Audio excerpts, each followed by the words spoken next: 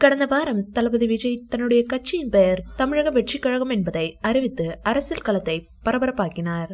இவருடைய அரசியல் வருகையால் 6 பெரிய புள்ளிகளின் தூக்கமே போச்சு. வரும் 2026ஆம் ஆண்டு சட்டமன்ற தேர்தலில் முதலமைச்சர் வேட்பாளர்களில் தளபதி விஜயும் ஒருவர் என்பதால் அவரை எப்படி சமாளிப்பது என தெரியாமல் ஆளுங்கட்சியான திமுக திணறுகிறது. என்னதான் தளபதி விஜய் கட்சி ஆரம்பித்ததும் உதயநிதி ஸ்டாலின் வாழ்த்து சொன்னாலும் ஒரு பக்கம் அவருக்குள் பயமும் இருக்கு.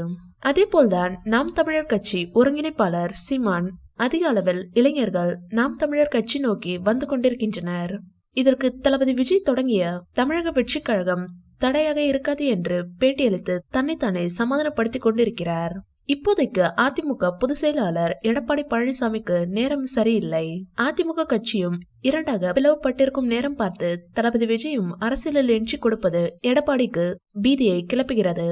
மற்ற அரசியல் கட்சி தலைவர்களை விட அதிகமாக உழைத்திருக்கிறேன், நான் தான் அடுத்த முதலமைச்சர் என சொல்லிக் கொண்டிருக்கும் சமத்துவ கட்சி தலைவரும் நடிகருமான சரத்குமார் புதிதாக கட்சியை துவங்கிய தளபதி விஜய்க்கு வாழ்த்து தெரிவித்தாலும் ஒரு பக்கம் அவருக்குள் பயமும் இருக்கிறது.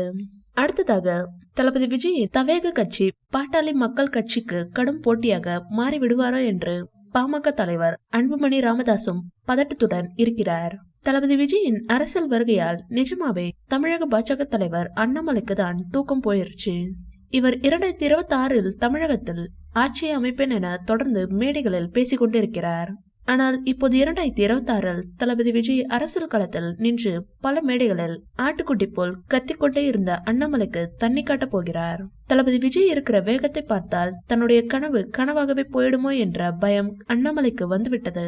எப்படியாவது 2026இல் முதலமைச்சராக வேண்டும் என தளபதி விஜய் உறுதியுடன் செயல்படுவதுதான் இந்த 6 பிரபலங்களுக்கும் பயத்தையும் பதட்டத்தையும் அளிக்கிறது.